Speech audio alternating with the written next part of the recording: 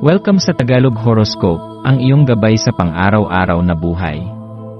Hatid namin ang pinakadetalyadong horoscope na magsisilbing gabay mo sa pera, trabaho, pag-ibig, kalusugan, at swerte. Naway magtagumpay sa buhay ang lahat ng ating tagapakinig at subscribers sa buong mundo. Maraming salamat sa pag-subscribe at tanggapin ang siksik, liglig, at umaapaw na biyayang hatid ng Tagalog Horoscope. Ito ang iyong pang-araw-araw na horoscope para sa Leo para sa Marso 30, 2025. Sa pagsikat ng araw ngayong Marso 30, madarama mo ang likas mong ningning na lalong lumalakas. Ang iyong kakaibang karisma ay tila isang malakas na magneto na humihila sa mga tao sa iyong paligid. Ang enerhiyang ito ay nagbibigay sa iyo ng pagkakataong mas lalong palakasin ang iyong koneksyon sa iba. Kaya mahalagang pahalagahan ang presensya ng mga taong sumusuporta at nagpapahalaga sa iyo. Ang init ng kanilang pagmamahal at pag-aalaga ay nagbibigay sa iyo ng lakas upang magpatuloy sa iyong mga layunin. Damhin mo ang kasiyahang dulot ng pagiging napapalibutan ng mga taong nagmamahal at nagpapahalaga sa iyo. Ngayong araw, maaaring maramdaman mong punong-puno ka ng sigla, inspirasyon, at pananabik sa mga bagong karanasan. Ang damdaming ito ay nagtutulak sa iyo upang subukan ang mga bagong bagay at palawakin ang iyong mundo. Maaari itong sa pamamagitan ng pakikisalamuha sa bagong tao, pagsisimula ng bagong proyekto, o pagtuklas ng bagong interes. Ito ang tamang panahon upang lumabas sa iyong comfort zone at yakapin ang pagbabago. Ang mga bagong oportunidad ay tila kumakatok sa iyong pintuan, ang tanong ay handa ka bang buksan ito? Sa iyong emosyonal na aspeto, maaaring may mga damdaming matagal mo nang itinatago na biglang lilitaw sa iyong isipan. Maaaring may mga alaala o pangyayari mula sa nakaraan na ngayon ay kumakatok sa iyong puso, naghihintay na bigyang pansin. Sa halip na iwasan ang mga ito na ang tamang oras upang harapin ang iyong nararamdaman. Ang pagiging matapang sa pagharap sa sarili mong emosyon ay isang tanda ng tunay na lakas. Huwag matakot na ipahayag ang iyong nararamdaman sa iyong sarili man o sa mga taong malapit sa iyo. Ang bukas na komunikasyon ay isang mahalagang susi sa pagkakaroon ng mas malalim at mas makabuluhang relasyon. Ang pagpapahayag ng damdamin ay hindi isang senyales ng kahinaan, kundi isang indikasyon ng tunay na katatagan. Ang isang taong may tapang na ipahayag ang kanyang tunay na saloobin ay isang taong may kumpiyansa sa kanyang sarili. Sa araw na ito, gamitin ang iyong likas na kakayahan sa pakikipag-usap upang maipadama sa iba ang iyong tunay na nararamdaman. Ang pagiging bukas sa emosyon ay maaaring magbukas ng pinto para sa mas malalim na pag-unawa sa iyong sarili at sa mga mahal mo sa buhay.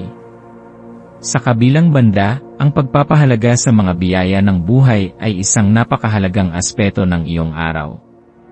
Hindi kailangang malaki ang isang bagay upang ito ay ipagpasalamat.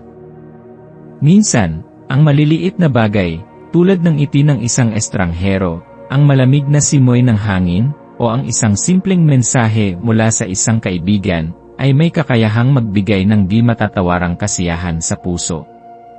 Ang pagiging mapagpasalamat ay hindi lamang nagpapagaan ng iyong damdamin, kundi nag-aanyaya rin ng mas maraming positibong enerhiya sa iyong buhay.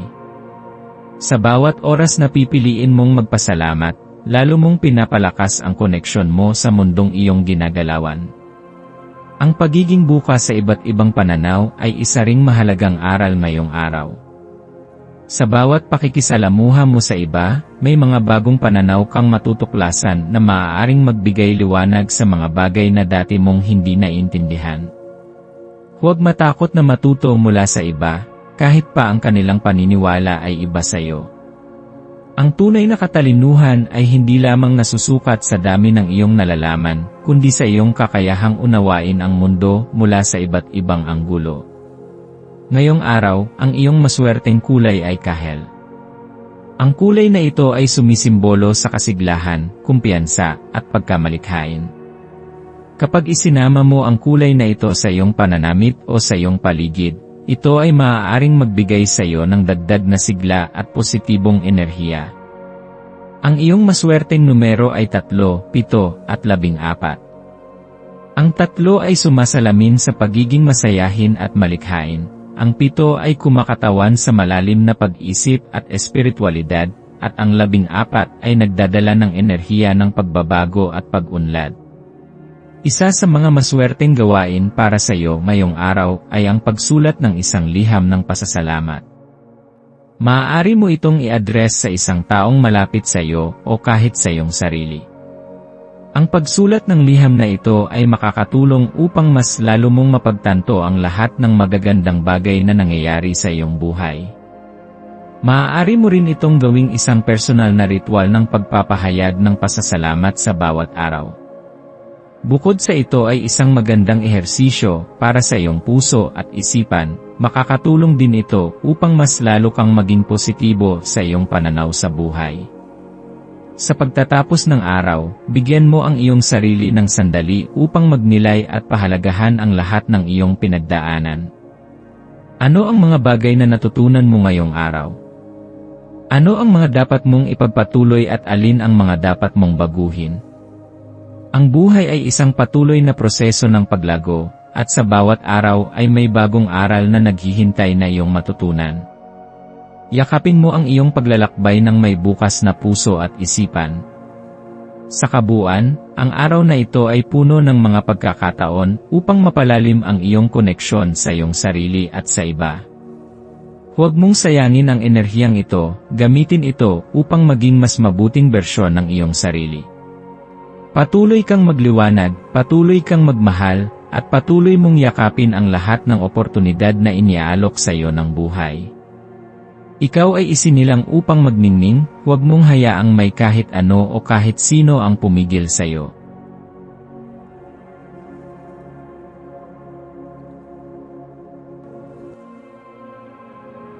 Tayo ay magkaroon ng kaunting sandali upang ipagdasal ang lahat ng mga dalangin ng ating mga subscribers, na sana'y matamo nila ang kanilang mga pinapangarap sa buhay, magandang trabaho, mabuting kalusugan, payapa at masayang pamumuhay, at siksik, liglig, at umaapaw na biyaya at kayamanan. Ipinagdarasal namin ng mataimtim ang lahat ng mga komento sa nakaraang video, at hinihiling namin, Panginoon, na pagpalain mo ang ating mga subscribers ng masayang buhay sa mundong ibabaw. Maraming salamat po. Maaari kayong mag-subscribe sa aming channel na Daily Prayer, kung saan nag-a-upload kami ng pang-araw-araw na Catholic Gospel readings, reflections, at daily rosary reading para sa lahat ng misteryo ng araw.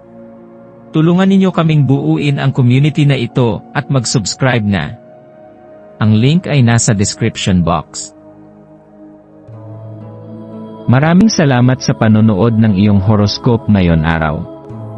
Naway gabayan ka ng mga bituin sa iyong landas. Huwag kalimutang mag-like, share, at subscribe para sa iba pang cosmic na kaalaman. Hanggang sa muli, manatiling konektado sa universo.